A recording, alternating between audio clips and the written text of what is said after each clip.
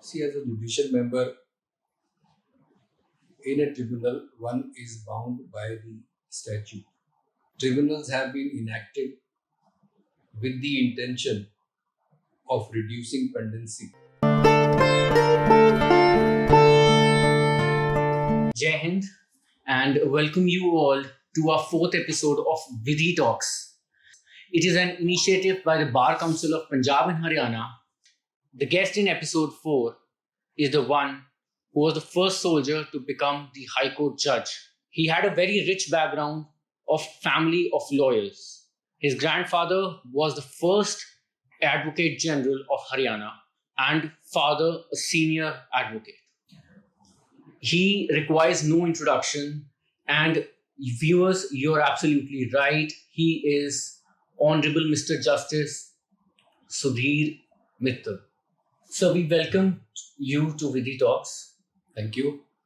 It is our honor, our pleasure that you are here. We are delighted that you have given us time from your busy schedule that we could come and have a discussion with you so that young lawyers could learn from that, inspire from your life and your journey from an army officer to your lordship, being a judge. We would like to have your words on it. Okay. First of all, I do not have a busy schedule any longer. I have all the time in the world since I have retired, and I also have great pleasure in speaking to you all today, the young members of the bar. As you know, I belong to a family of lawyers. My grandfather, late Shri Anand Swarup, he came to Chandigarh. He used to practice in Rohtak before he came here, and then he went on to become the first Advocate General of Haryana. My father, late Shri R.S. Mittal, was a senior advocate, and I had seen as a child only lawyers and clients in my house, and I had seen the long working hours that went into the profession, and that somehow turned me off. My grandfather was a freedom fighter, and that brought a spirit of nationalism in the household, which I also imbibed.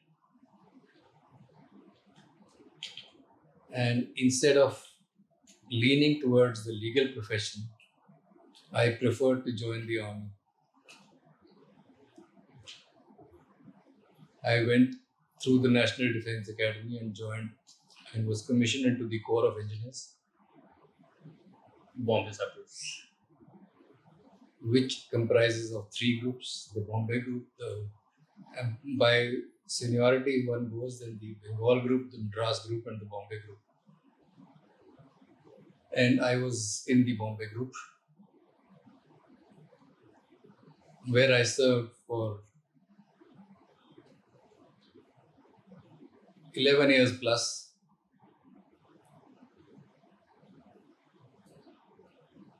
And then, due to certain domestic compulsions, my father said,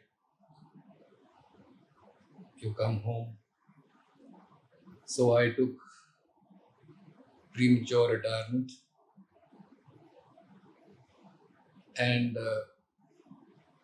started studying law in the Punjab University with 3-year law course.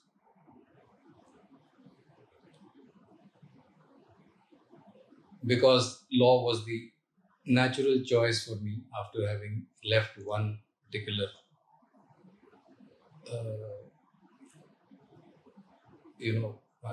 one particular field of life. And then I became a lawyer worked with my father, then independently, and then I was elevated.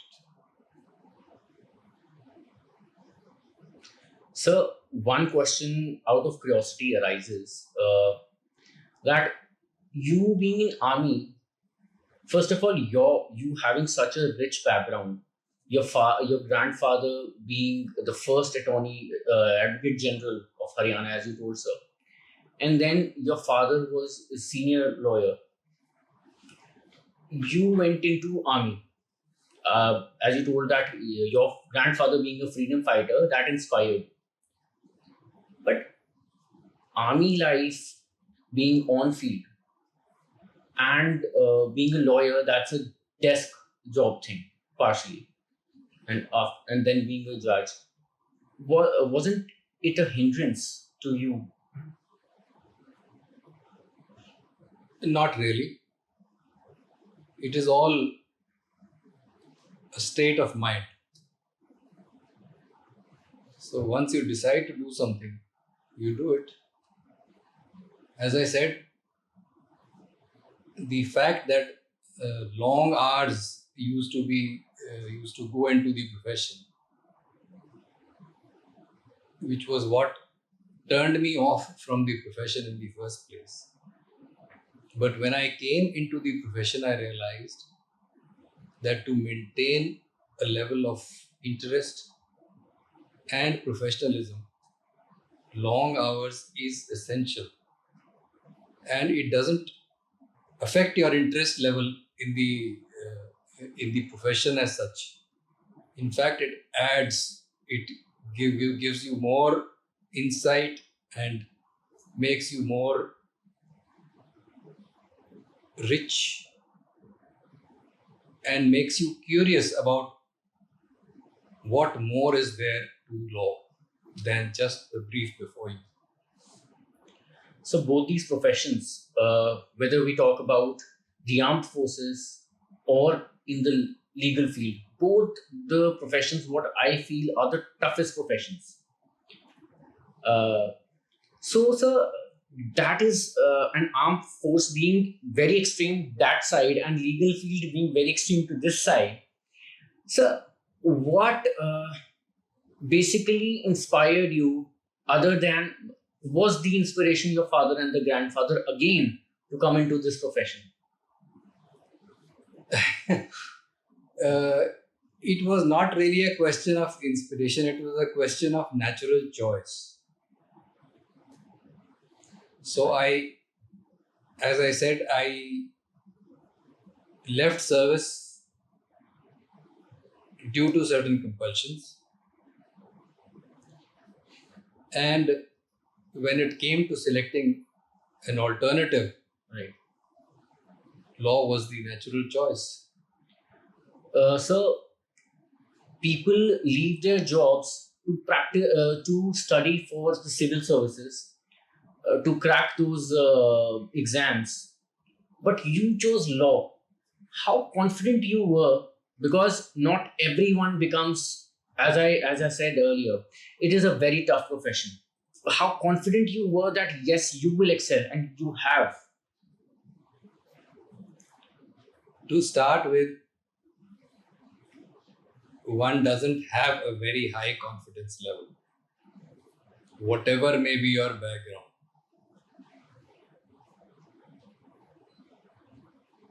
The confidence develops as you progress in the profession,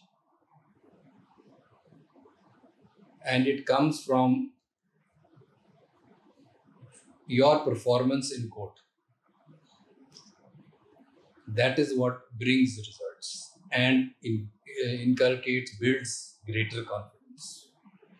That brings me to the next question, sir. What would you give a message to our young viewers who are practicing? Uh, what should they do? How should they initiate? And also the law students. Well, to the law students, I can say that those of you who opt for the profession, be prepared for a long haul. there is no immediate success in the profession. Even if you are the son of Harish Salve, one has to find one's feet in the profession, and that is only through perseverance and hard work. Apply yourself to the job at hand. Think about it. Don't just read a brief that is there before you. After you have read it, think, analyze what are the issues which evolve from the facts before you. And do not be in a hurry. A similar advice I would give to the young professionals also. Be patient. In fact, patience is extremely important in this profession, even when you are at the highest levels. So inculcate that habit right from the beginning. Be true to yourself, be true to the profession, be true to the ethics, and sooner or later success will follow. That is a lesson to be learned. And Lodge, I would also want to ask you, what should a person, a lawyer, should do, a young lawyer who is struggling in language aspect, who wants to come to the high court from a remote district court and wants to practice in the official language of the court, that's high court, which is English? Till the time a change comes about, and that change is there in certain high courts like Patna and other Hindi speaking states, Uttar Pradesh, Allahabad also, English remains the court language. And to be successful in this court or in a superior court, that is the Supreme Court, one has to acquire knowledge of English. Your diction need not be perfect, your pronunciation need not be perfect, but as you would need to be able to convey what you are trying to say in a lucid and simple manner. And that is all that is required. Lodge, coming back to your journey of life, you yourself had been a litigant and have challenged, in the case, the definition of ex-servicemen. We would like to hear about that also from you. Well, having spent 11 years plus in the army, after I took premature retirement, I realized that according to the definition of ex-serviceman, I was not an ex-serviceman.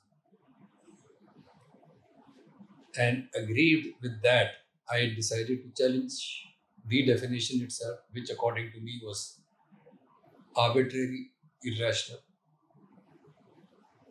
The challenge is still pending. Hopefully that case decides soon. And Milords, you will be joining the Armed Force Tribunal as a judicial member. Will it be a nostalgic aspect? Well, nostalgic, not in the real sense of the term.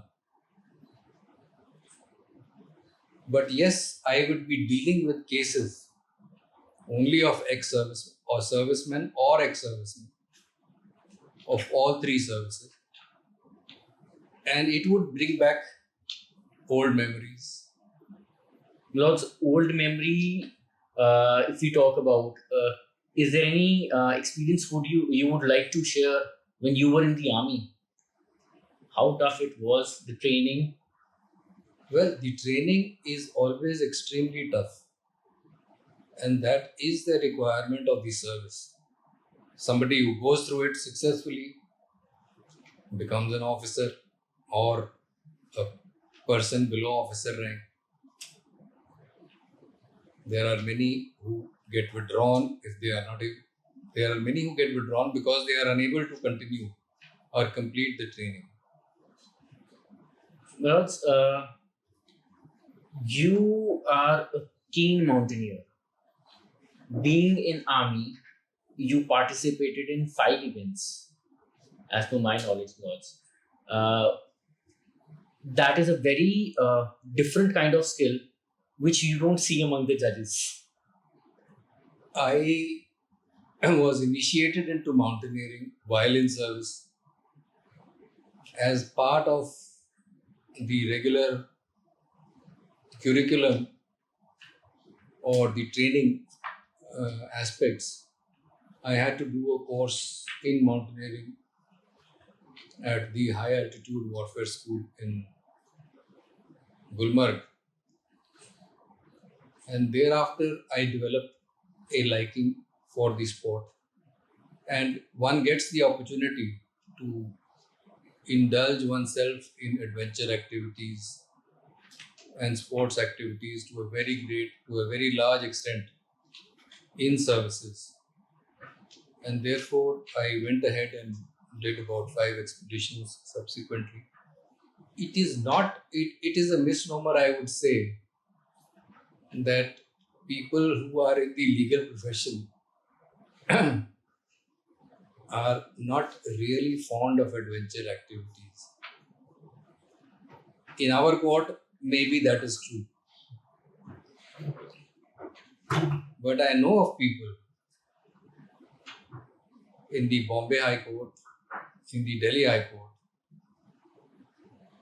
who have been into this sport, this adventure activity, despite being in the profession. I discontinued, unfortunately, after I joined the profession. But they have developed a liking and gone on into their various activities, being in the profession and continuing in the profession. Because as you said that you will have now you will have some time. So will you think of getting into that sport again, training yourself and then going for it? No, I have all the time till the time I join the AFT. Right. Till courts start functioning. Thereafter, I will again get busy. But then, Lords, I just want to ask you, what makes you fit?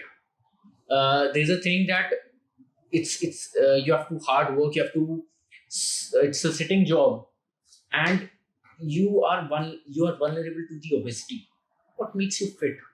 What activity that you do on the daily basis? I swim on a daily basis, and it is extremely essential for all members of the profession at all levels to maintain their fitness levels so as to be able to function effectively. If you are not physically fit, you will not be mentally robust or strong, and that will affect your functioning. Very true, sir. Well said. Sir, also, you have been a gallantry award, which is a very proud thing for us also. What was it and how was it? How proud were you and your family members when you were being an awardee for that? See, that was, I think, the third or the fourth mountaineering expedition. We had gone to climb a mountain by the name of Shigri Parbat at about 22,000 feet, situated in Lahore area. That peak had not been climbed till the time we attempted it, and attempted it successfully. And I and a partner, another expedition member, did it together. On our way down after the ascent, we faced extremely bad weather, and my partner fell into a deep, fell by about 1,000 feet. I went down, brought him with me to the camp, and I forgot to mention that it was an alpine climb. The camp that had been set up, there was no support available. It was only a camp occupied by the two of us. Bad weather continued throughout the night. He was injured, but he had the courage to bear the consequences. Next morning, the storm abated, weather improved, and we started moving towards the lower camp at 3 in the morning. And I was fortunate, he was fortunate to reach the lower camp. And for this action, I was awarded this gallantry award. That is an amazing and very inspiring event. And now I'm realizing the moment you said you need to be fit, and this requires a lot of courage and fitness and bad weather. This would not be a bad weather which is on a every regular day. A storm is coming or something like temperature would be extreme, situation would be extreme, and in that eventuality, in that surroundings and atmosphere, you were able to rescue your buddy, your partner. So well, that would have been a very proud moment for the family also. We would always cherish this story of yours, sir. So what do you think about the restrictions being imposed on the married people coming to the JAG, and the matter is still subject before the Delhi High Court? It is not only the JAG. No married person can join these services per se. That is one of the conditions. So I think it is wrong to say that it is that the JAG is one of the branches of the army where unmarried people or married people cannot join. That is a policy. That decision it stood the test of time, and it is probably to reduce the age of persons joining, and also to ensure that during their initial days they are not stuck up with domestic problems or domestic life. So one question for that, I had been waiting for years to someone to answer, and I think this is the right time, and you are the right person to be questioned this. So the territorial army, can a lawyer while practicing can join the territorial army, or should he join the territorial army? Should or should not is a personal choice.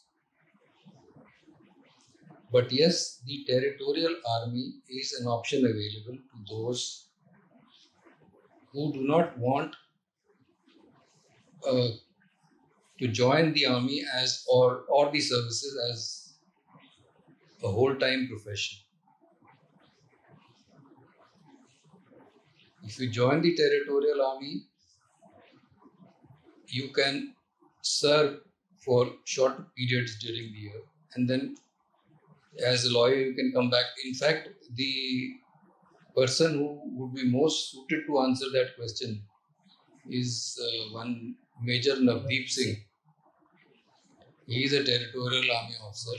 He was, and he continued to be a lawyer as well. One of our politicians was a territorial army officer. He was also the chairman of the Rowing Federation of India. I forget his name. In the Congress government. So there's a concept in certain countries that a person in his initial time during the school, after the school basically, during the school, as in the ending part of his schooling or his college, it is a mandate on him to join the army for a fundamental training. Should it be given in India also? This concept was formalized in a number of developed countries. The USA had it. South Korea also. South Korea, I do not know whether they have it as of now. But a compulsory draft, that is what it was called. And every young man above the age of 18 had to join these services. Muhammad Ali was one great boxer. He rebelled against that. There were others, Elvis Presley, etc. But then it resulted in a large number of people coming back to civilian life with major disabilities, especially because countries like the United States were involved in wars overseas. The Korean War, for example, the Iraq War. And they could not resettle themselves, which created a lot of dissatisfaction. In India, this experiment is being conducted to some extent with the induction of Agniveers, 25% of whom will be retained, the rest will be discharged after completion of a 4-year tenure. Let us see how successful it is. But one thing it will certainly inculcate is a sense of discipline and nationalism amongst the young people. It is not for officers, this scheme, it is only for personnel below officer rank. So that advantage vis-a-vis a nation where only money is the king should be helpful to a certain extent. Lords, what do you think about the VC culture which started in the COVID? Should it continue even the tribunals also? Well, it is a very viable alternative which has developed during COVID. It has its limitations so far as the Mufassal is concerned, because of infrastructural facilities available. It would be wrong to say that people in the Mufassal are not competent, because today even a person, a tea vendor, for example, or an auto rickshaw driver, carries a mobile and he is very fluent with it, with its functioning. So it's apart from I think it's only the infrastructural lack of facility which may be a hindrance in video conferencing facility. That apart, the fact remains that at times, due to frequent disruptions in the conversation, the argument put forth or the observations of the court may not be adequately understood, which may create a little bit of which may hamper not only the decision making process but also the presentation of the facts. That is a drawback, but with improved infrastructural facilities, even that drawback can be curtailed, can be reduced. So it's a good alternative, but it is a time-consuming alternative. Causal rates get affected, and in my opinion, it should not be considered as a replacement alternative to the normal modes of court presentation. So, has there been any incident? Well, I don't think so. There would have been, but where there was a confrontation in the court from a lawyer, or there was a disagreement which aggravated. Yes, there have been incidents, but the aggravation I would blame upon myself, because it is the bounden duty of a judge to remain composed even under the most harsh or oppressive assault. That was being very humble, sir. That was being very humble coming from you. And I can tell you that an incident such as the one that we have spoken about, or similar incidents, they deeply affect a judge. It is not that the next case you forget the previous one. It is an incident which remains with you for some time and makes you introspect. Lords, in that scenario, what a lawyer should do, or in that scenario, how it should be resolved or subsided? The lawyers must maintain court decorum. The judge must also maintain court decorum. One can put one's point of view across without being oppressive, without being offensive.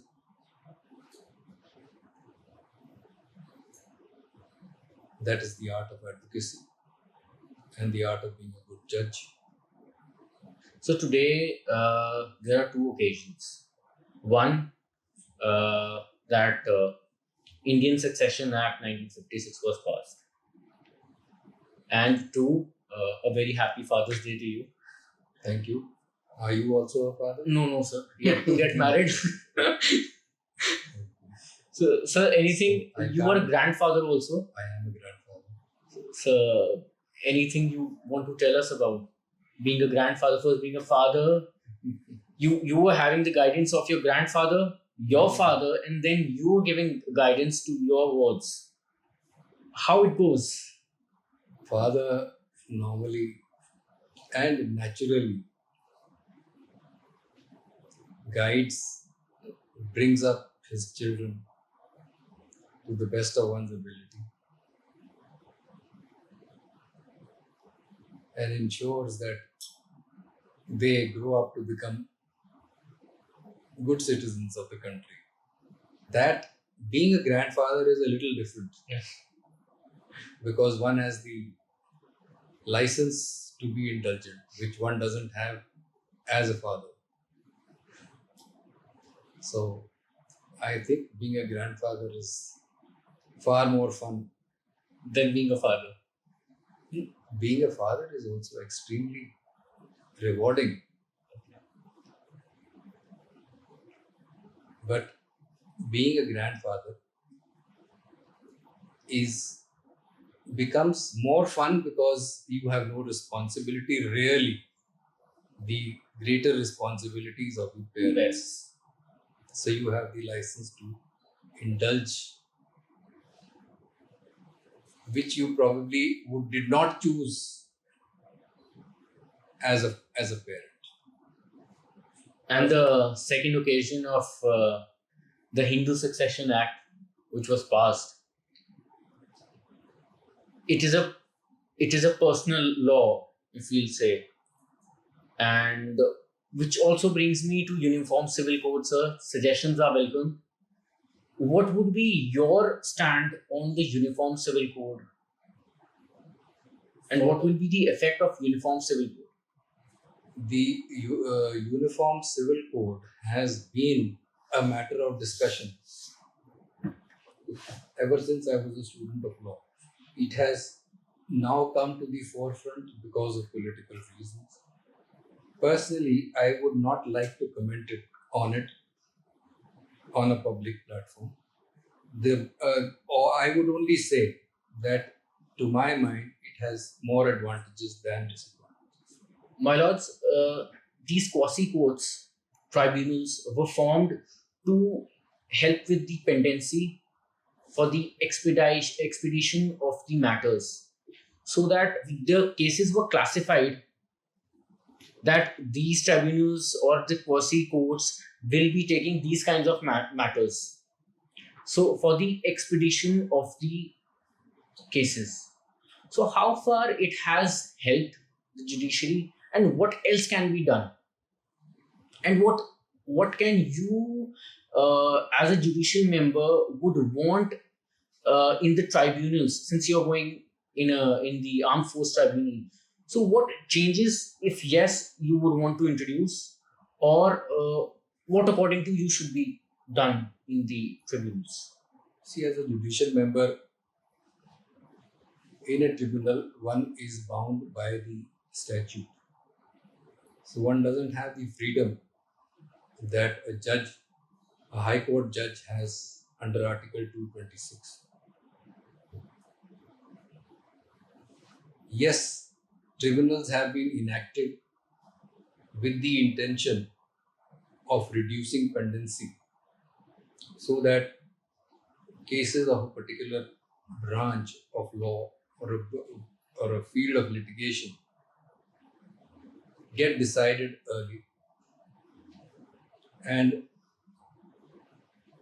are reduced from the dockets of the High Court. But we have constitutional provisions like Article 226 of the Constitution,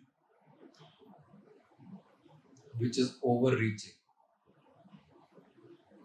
Establishment of tribunals, although they provide only for one appellate remedy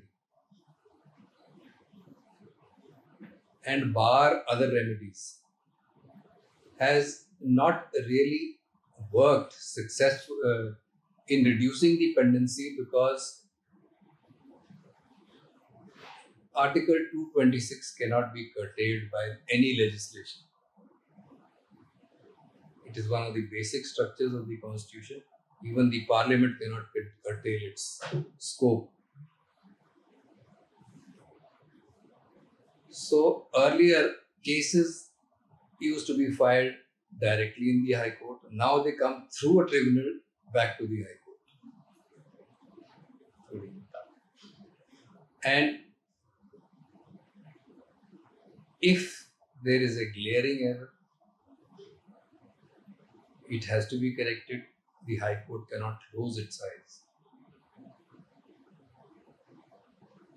But in such matters, if a liberal approach is discarded, it may help in bringing down the errors. As of date, it has not. Milords, this month, 21st of June, will be the 9th International Yoga Day. My question is, my lords, do you do yoga? You practice yoga? Not in its true sense. I do some yogic exercises, but very light. So I cannot be called a practitioner of yoga. Okay. But you would recommend it for all of us, and Of course. on It this, has a large number. My son practices yoga at times. My son-in-law practices yoga on a regular basis. It has a lot of advantages. so like you earlier said, that since yoga, we have talked about yoga, the physical health, but I also want to touch the aspect of the mental health. There's one more question, Milords. Has there been any incident, being a judge, any case that you have lost sleep for, or like that you said that there had been instances where there was an aggravated contradiction between the bar and the bench? Has there been any sleepless nights because of any of such cases? I have not experienced any sleepless nights because of my work in court. As a lawyer, yes, because one the case, the importance of it plays on your mind, and the expected result also plays on your mind on the previous night. But as a judge, I have never experienced this problem because there are no stakes personally to a judge. That is to a lawyer. A lawyer has a personal stake, but a judge has no personal stake. So whatever be the importance of a case, a judge need not lose sleep over it. One has to be true to one's conscience and decide as to law. And Lords, lastly, young lawyers would, like me, would want to know what had been your mantra for life, coming from you had two careers, two fields, both of them extremely difficult, but both of them requiring extreme discipline. What was your mantra? You excelled in both. There is no one mantra that is a quick fix solution for all problems. I said earlier also that one has to apply one's mind to the job at hand. I wanted to serve in the army. My mindset was such, I served. Then I came into the profession. My mindset changed in accordance with the requirements of the profession. One has to highlight, one has to realize what are the requirements of the profession and accordingly prioritize. So a little bit of analysis is all that is required. Law is all about analysis. How it will pan out in the future, you cannot decide today, or you cannot foresee. But certain things that are always, they exist, they are true in all situations. The first one is perseverance. Second is application of mind. The third thing is the power, the ability to be able to prioritize and finally, being honest to oneself and to the profession. There are no shortcuts. I cannot say that this will work if followed in every case, but I am sure that in 90 out of 100 cases, you will get results, maybe not to your expected level, but results will follow. Sir, we would like to thank you to give us your valuable time to Vidhi Talks, to enlighten us, young lawyers like me, Saksham, and Nirmal Sharma. My pleasure, Mittal. Thank you, sir. So thank you everyone to be with us on the episode 4 of Vidhi Talks with Mr. Hon'ble Justice Sudhir Mittal. And stay tuned. Give us your feedback, your comments. What questions would you want to ask to the legal luminaries? Stay tuned for episode 5. Thank you.